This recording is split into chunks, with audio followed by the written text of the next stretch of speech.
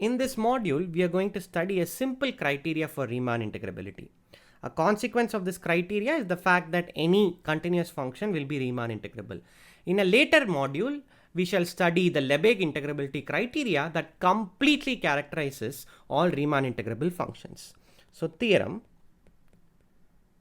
let f from AB to R be a bounded function.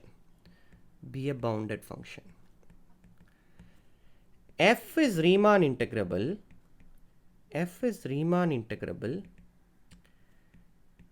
If and only if we can find, if and only if for each epsilon greater than 0, we can find a partition P epsilon such that U f P epsilon minus L f P epsilon is less than epsilon. The proof of this is very straightforward. Proof. Suppose f is Riemann integrable. We will first deal with that direction. Suppose f is Riemann integrable.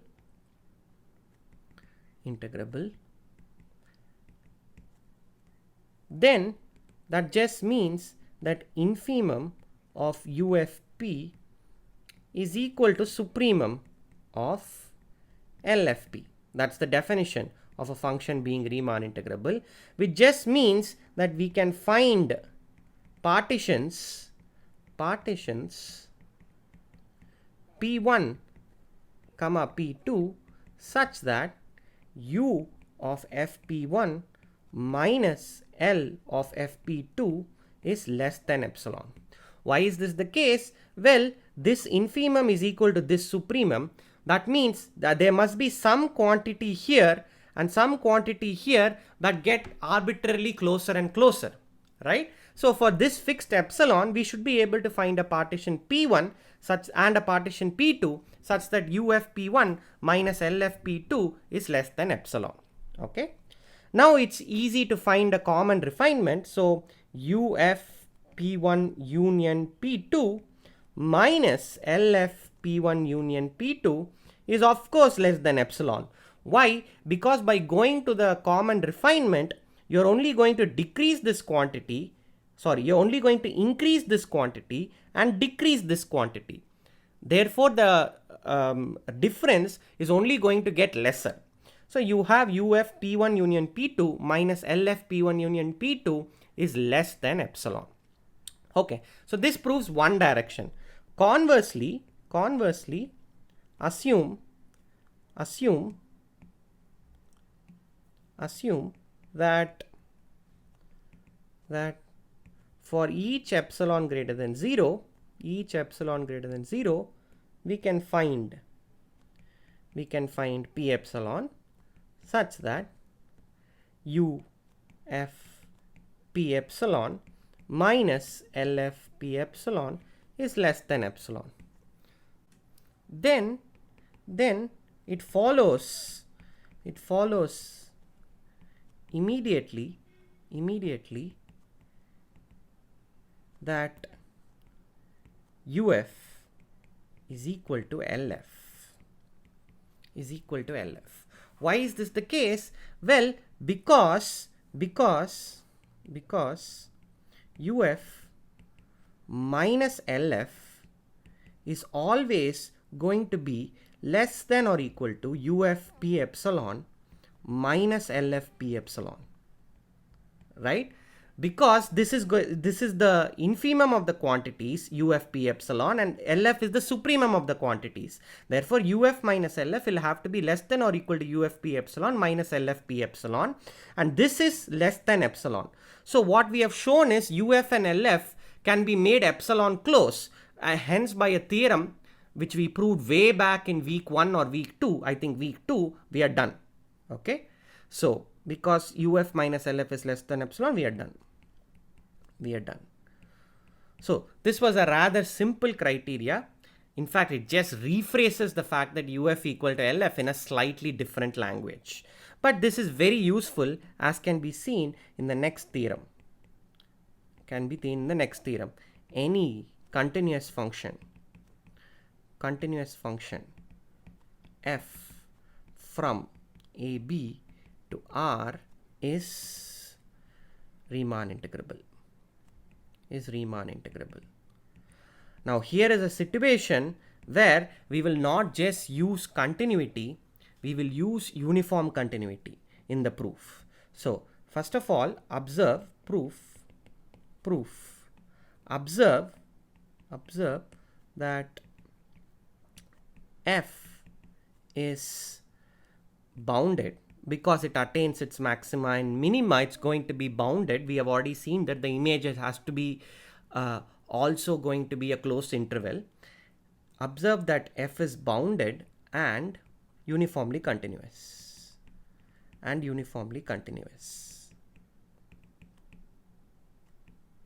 Okay, so what we are going to do is we are going to produce for each epsilon a partition p epsilon such that the previous criterion is satisfied.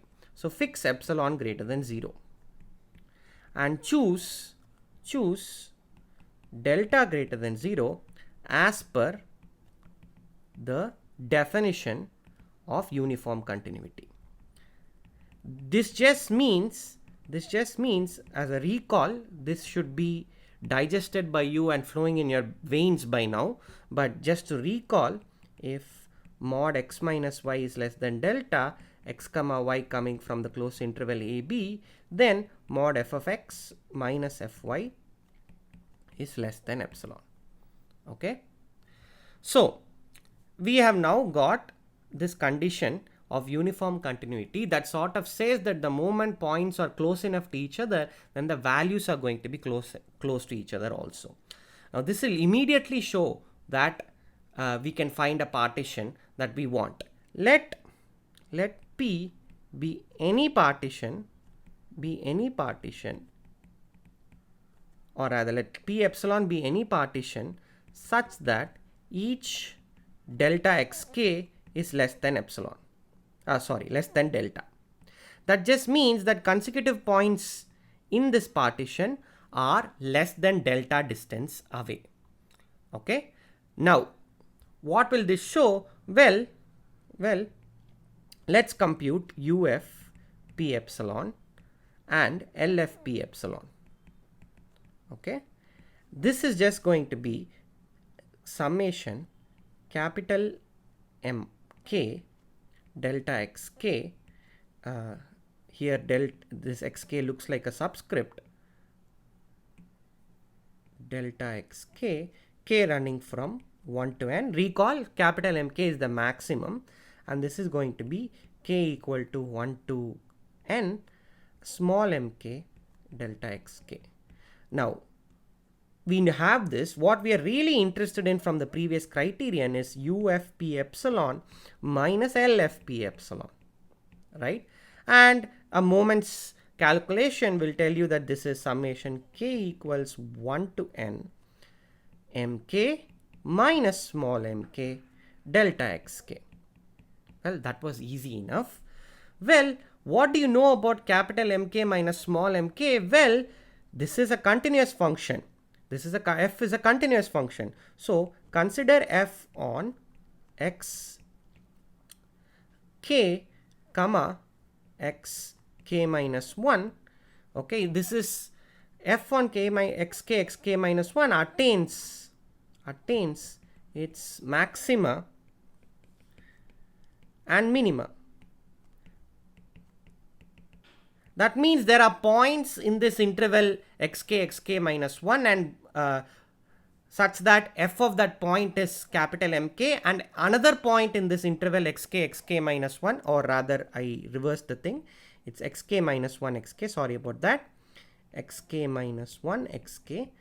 There are points in this interval such that f of that point is capital MK and f of that other point is small mk. We can find points here simply because this function is continuous and this is a compact set, therefore f will attain its maxima and minima.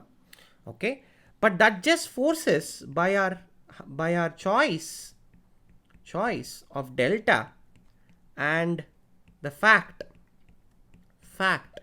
that xk minus 1 has to be less than delta, because we chose the partition that way, we must have capital Mk minus small mk is less than epsilon. And the beauty of this fact is this is true for all k from 1 to n. Irrespective of the choice of k, this will have to be true. That just means summation k equals 1 to n capital Mk minus small mk delta xk, this has got to be less than epsilon times summation k equals 1 to n delta xk.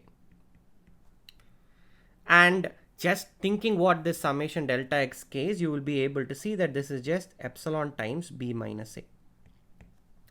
This is just epsilon times b minus a. Now what we have shown is, given any epsilon, we can find a partition p epsilon such that uf p epsilon minus lf p epsilon is less than epsilon times b minus a by k epsilon principle. The previous criterion, previous theorem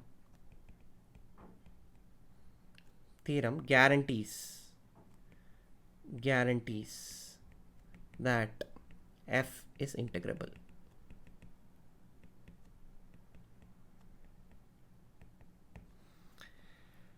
Okay, so this completes the proof. The proof was an application of several properties of continuous functions. Please go through the proof carefully and see where each property of continuous functions were applied. To even begin the proof, we had to use the fact that continuous functions on compact sets will have to be bounded. We have defined integrals only for bounded functions. This is a course on real analysis, and you have just watched the module on criterion for Riemann integrability.